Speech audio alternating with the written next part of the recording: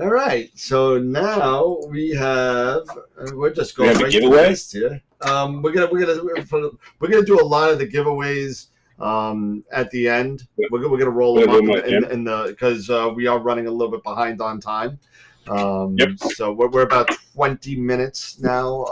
So we're looking at like a 10:30 end time or somewhere around there, depending on because the Adam Block video is about an hour, so that's going to add another 15 minutes. So, Gotcha. All right. So, and that's the time where we could eat dinner, by the way. So, so on that being said, we have Dr. Sasse waiting in the background. Let's flip over to Dr. Sasse from iTelescope.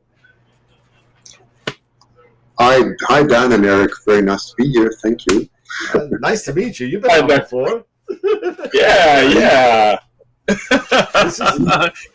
You got quite the show there, right? My goodness. So this is Dr. Sasse. This is your third time, right? Being on the show? Yeah. Yes, I think so. I'm sure there'll be one more next year. Almost number 4. We had to cancel one because we were both going to lose our minds. Too much stuff going on.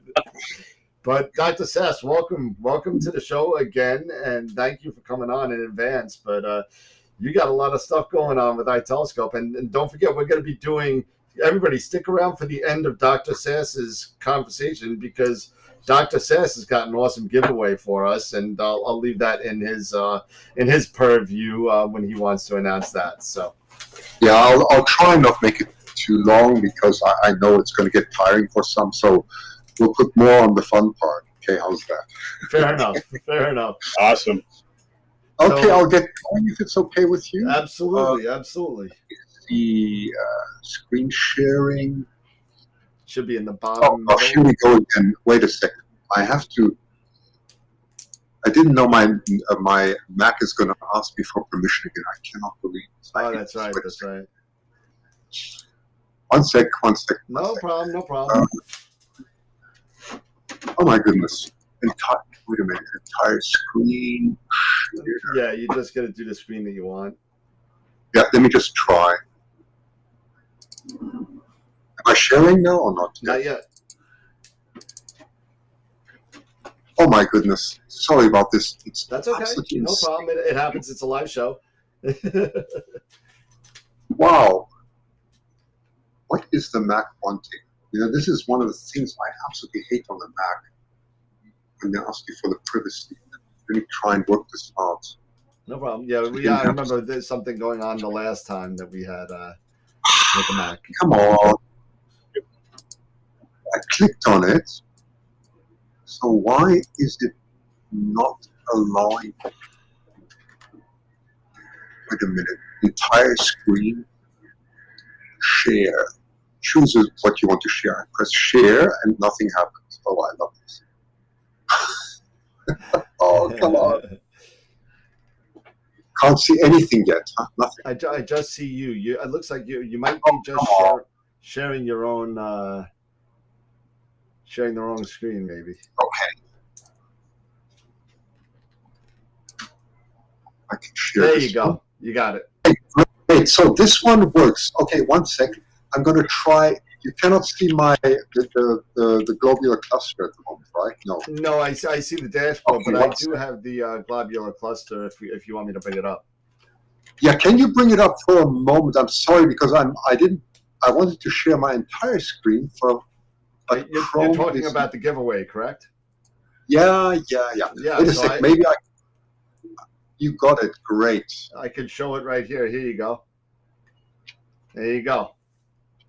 Okay, great. So this is the giveaway. It's a beautiful globular cluster. You get the whole image set, and that's going to be the fun part. So I won't talk too much, and then we'll get going on that. One second. Now I have to find you again, and you have disappeared. Wow. Well, right now I have the it looks like the iTelescope splash screen. So you have that. But if I switch over to this screen, I don't know if you what do you see right now? I see the iTelescope with the USA map on the left side. Okay, so hang on. you see the map right now? I see the map with, I guess it's like a bird's eye kind of image on the desktop.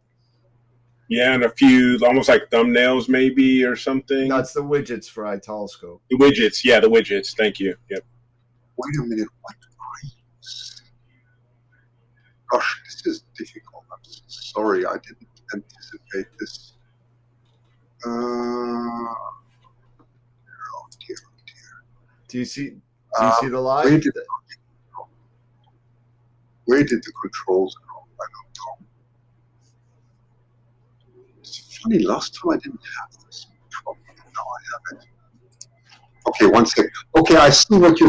So yes, okay, I see what you're seeing. Okay, great.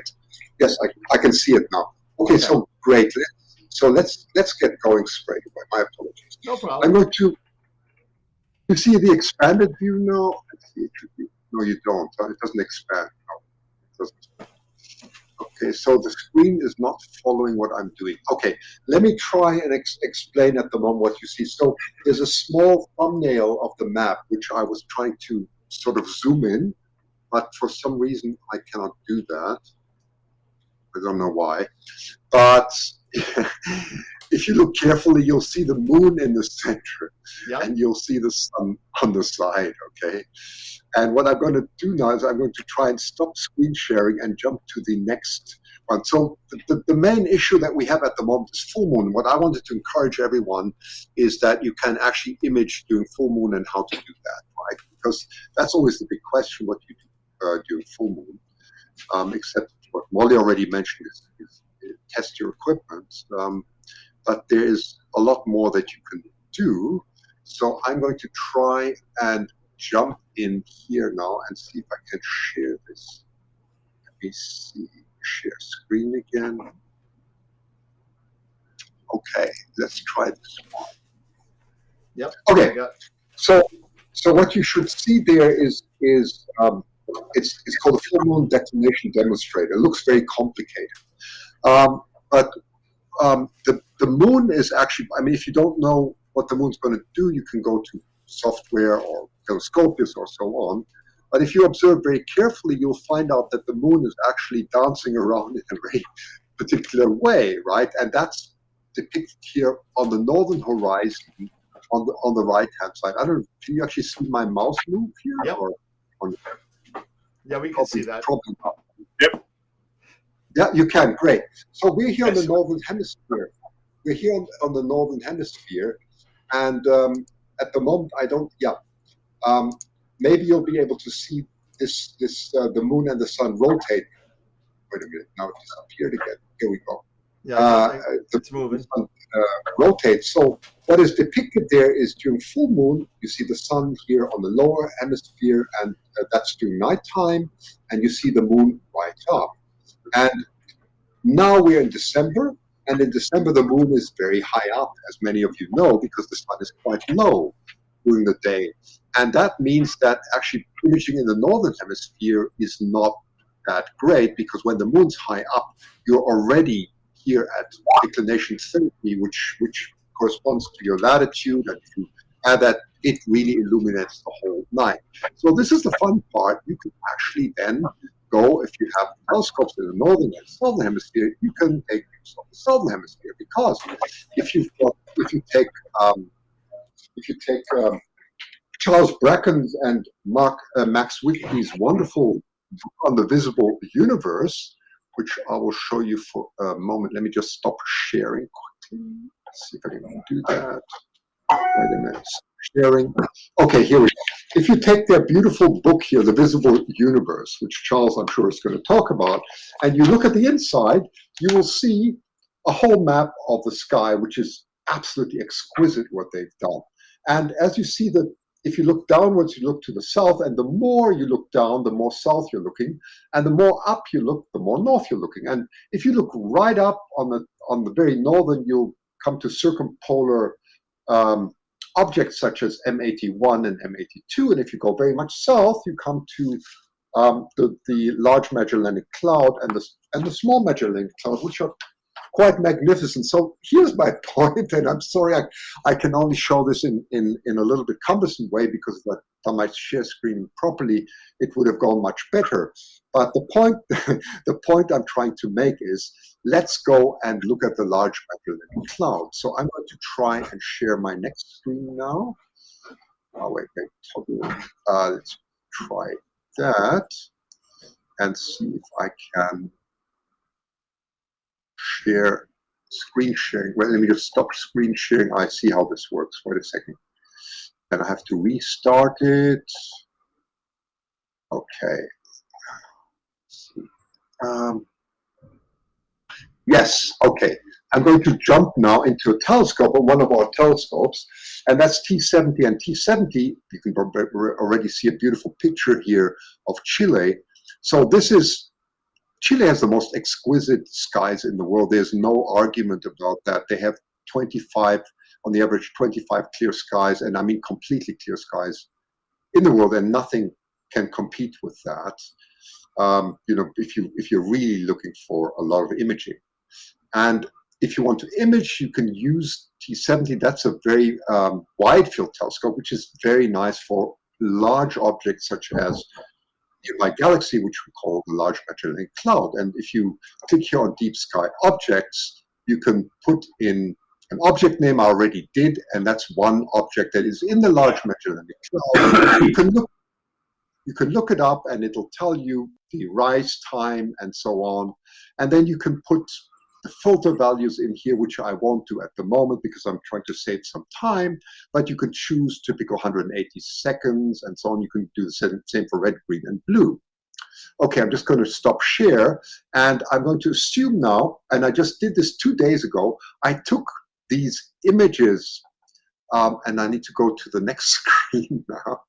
Let me just go back here. Let's see where the screen sharing was. Okay, yes, we stopped screen sharing, so I'm going to start it again. And I'm now, okay, let's see if I can, gosh, I wish I could share the entire screen, which it won't allow me to do. Come on. So I need to go to, just try this.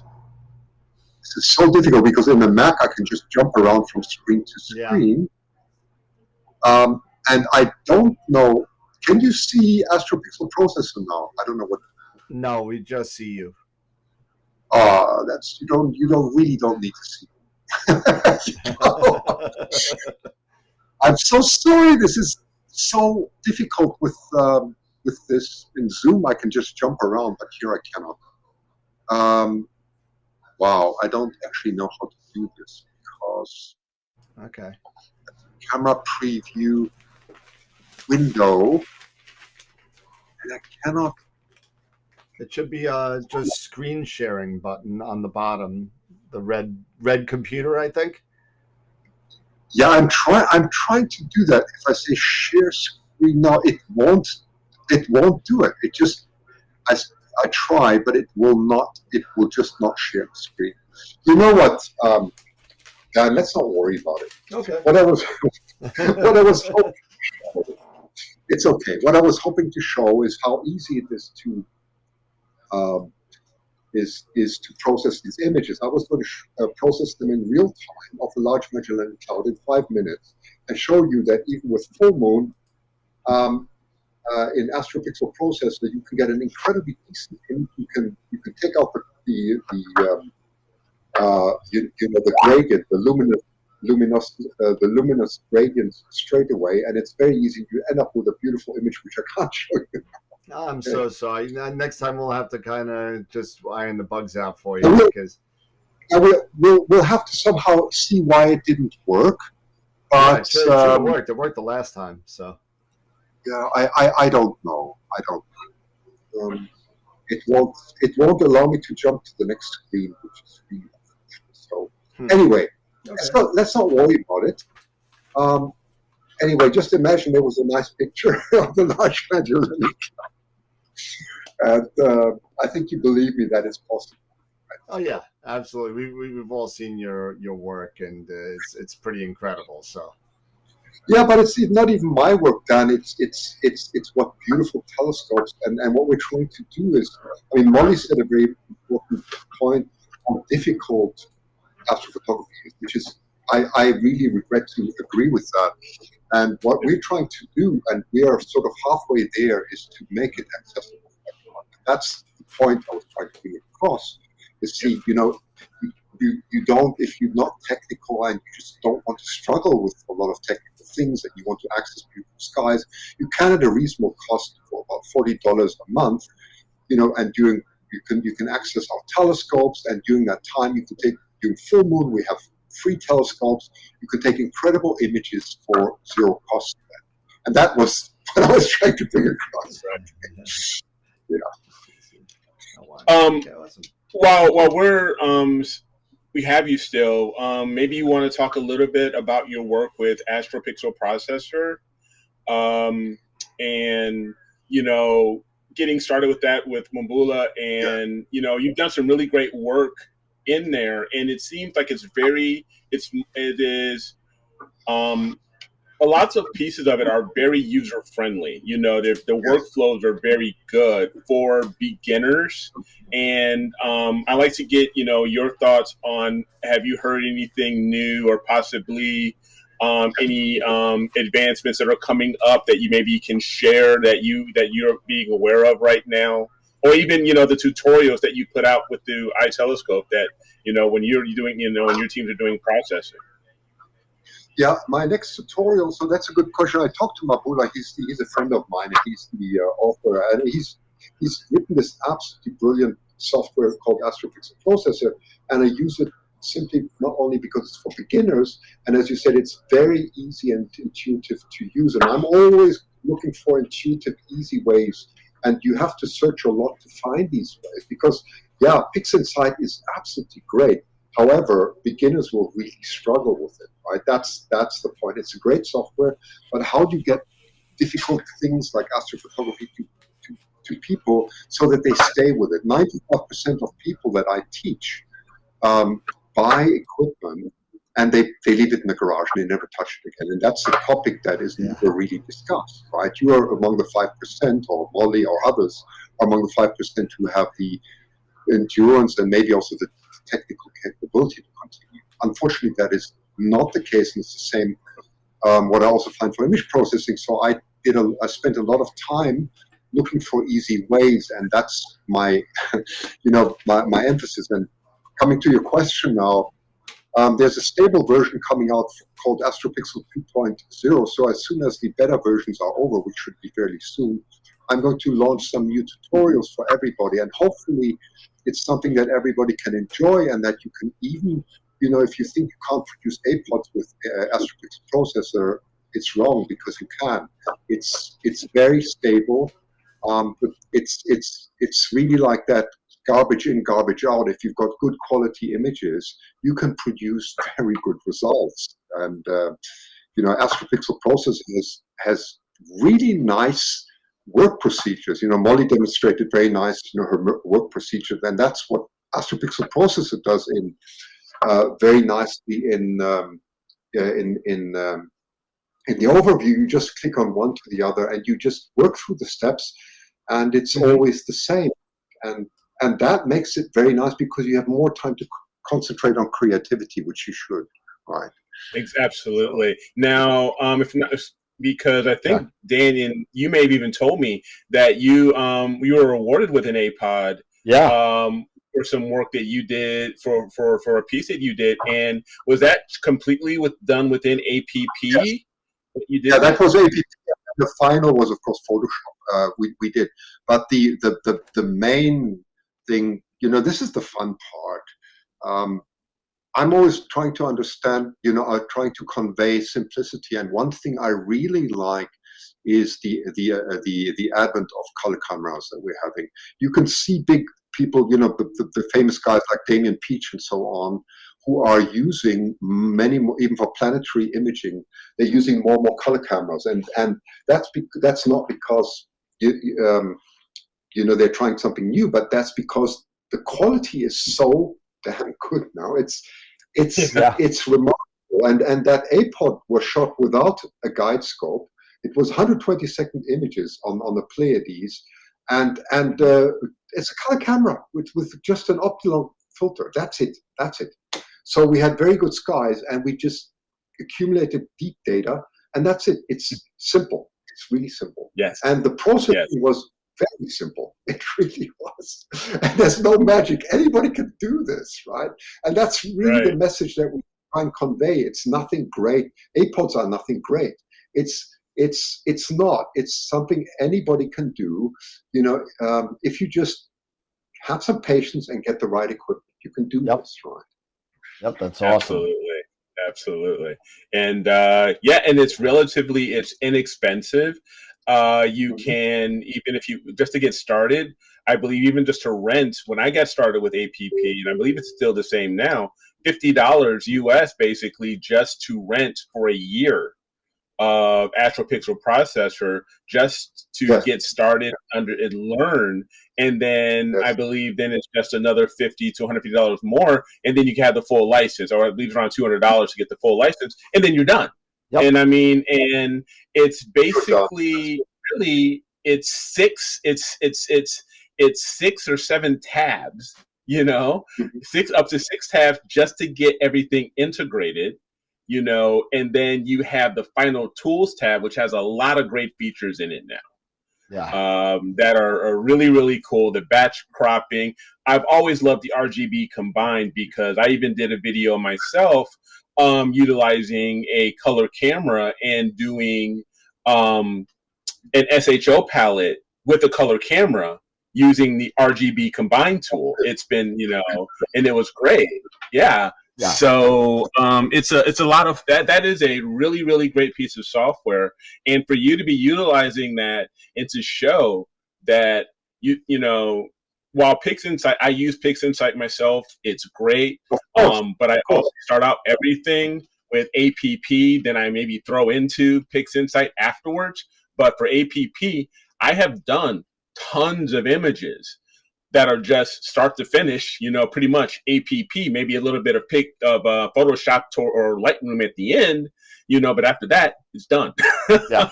So we do have one quick question, you know, and then we almost have to move on to the next guests. And we have one question, and we got to do the giveaway. So we want you to be around for that. For those of you that have recognized, I switched over to my real mic, so I sound like a normal person now. Can you explain a little bit about what the credits are used for? Apparently, one of the viewers are a little confused about if you subscribe to a plan for $40 a month, what do I get for that? Can you explain how the credits systems works really quick? Yes, unfortunately, I can't share my screen at the moment, which would make it easier. But let me just explain it. So with the $40 per month, you get 40 points, right? And with that, depending on the telescope, you can use a certain number of minutes, up to an hour or so, and that's really all it is about. And in addition, the $40 gives you access to premium images, which is really nice. So you get also a certain amount of images, like the one that I'm just giving away.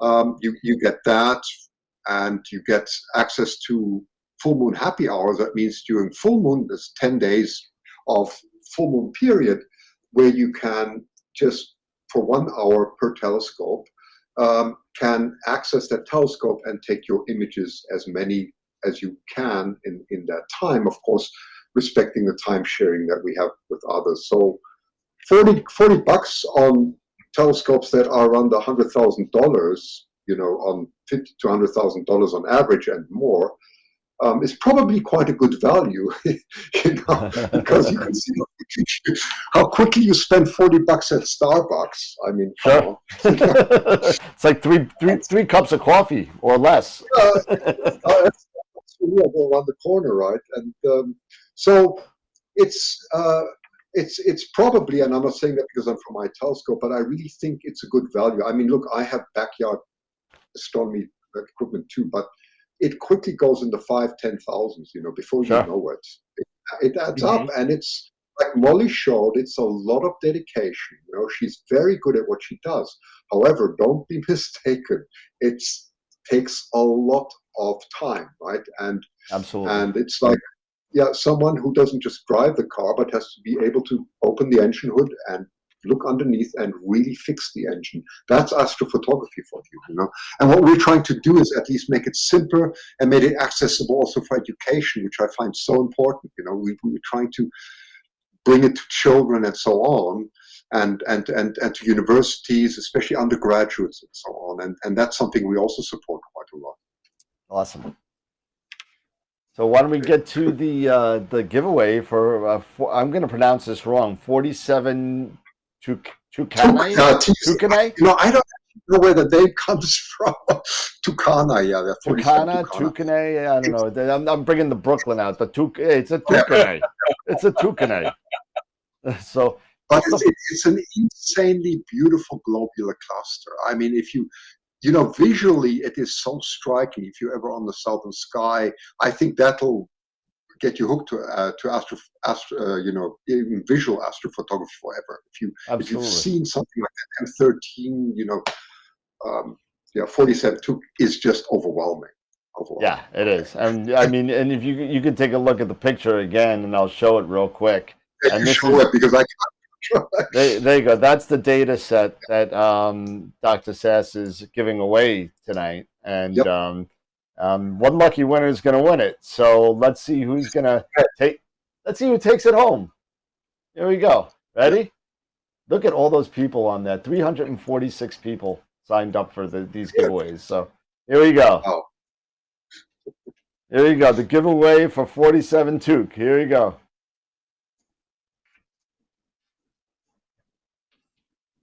Oh, and he's in the chat. Kevin Rasso. Hey, Kevin Rasso.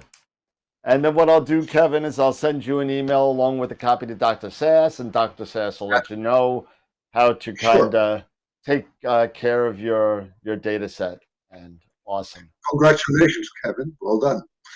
Kevin Rasso. Awesome. All right. Congrats, Kevin. Yeah, he's in there saying sweet. Thank you. So Dr. Sasse, I'm sorry that we couldn't see everything on your screen. We'll get that ironed out. I apologize about that. It's okay. I also apologize. I didn't know. Otherwise, I would. I'm German. I'm usually well prepared.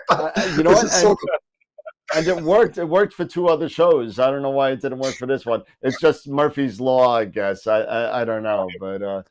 But again, thank you so much. And it's been great to have you. Okay. Absolutely. Thank you so much, Dr. Sasse. Have a good night.